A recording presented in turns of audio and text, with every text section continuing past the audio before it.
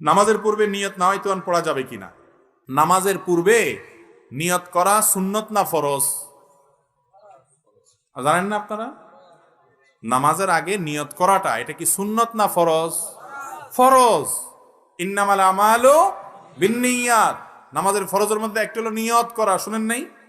নিয়ত করা ফরজ। নিয়ত করা ফরজ, নিয়ত বলা ফরজ না। নিয়ত বলা মুখ দিয়া হয়, আর নিয়ত করাটা মন দিয়া হয়। নিয়ত করাটা কি দিয়া হয়, আর নিয়ত বলে কি দিয়া? নাওয়াইতুন বলাটা হলো নিয়ত বলা, আর মনে মনে আমি কি পড়তেছি এটা আমার মাথায় আছে, এটা মানে হলো নিয়ত করা। অনেক সময় বলে না যে আগামী বছর হজে যাওয়ার নিয়ত করছি, এর মানে সে বলছে নাওয়াইতু আনা রোফিল হজ। এরকম বলে নাওয়াইতু আনা রোফিল হজ, আমি আগামী বছর হজে যাবো, এরকম কথা আরবিতে বলে। কিন্তু তারপরও বলে আমার হজে যাওয়ার নিয়ত। একজন যাইতেছে রাস্তা দিয়ে, কিও কোন দিকে ছুটছেন, কই যাইতেছেন? বলে যে ভাই বাজারে যাওয়ার নিয়ত করছিলাম। সে কি নাওয়াইতুন পড়ে আসছিল? আচ্ছা, নামাজের সময় না আপনি নাওয়াইতুন পড়ছেন বুঝলাম, আপনি আপনি যখন কাউকে 10 টাকা দান করতেছেন, এটা একটা ইবাদত কি ইবাদত না?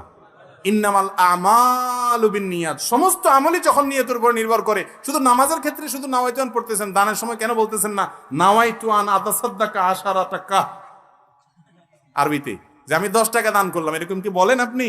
তাহলে সেটা দান হয় কি হয় না? আপনার নিয়ত আছে মনে মনে, আল্লাহ তোমার খুশি করার জন্য আমি এই মানুষটাকে 10 টাকা দিলাম, বাস আল্লাহ তাআলা সব দিয়ে দিবেন। তো যে আল্লাহ এটা বুঝে, আল্লাহ নামাজেরটা বুঝে না?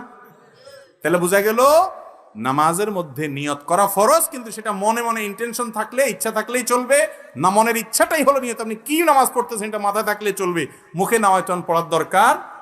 মুরব্বিরা বলবেন যে নতুন নতুন হুজুর গজাইছে, এসব ওলায়ন কি কয় না কয় আল্লাহ জানে। আর জীবন 14 গোষ্ঠী করিয়া আইছে, আমরা করিয়া আইছি, এখন নতুন করে কি কয়। বাবুরে, আমরা দেখতে খেতে দান লাগান, সব কি দান হয়নি না কিছু আগাছাও জগা যায়?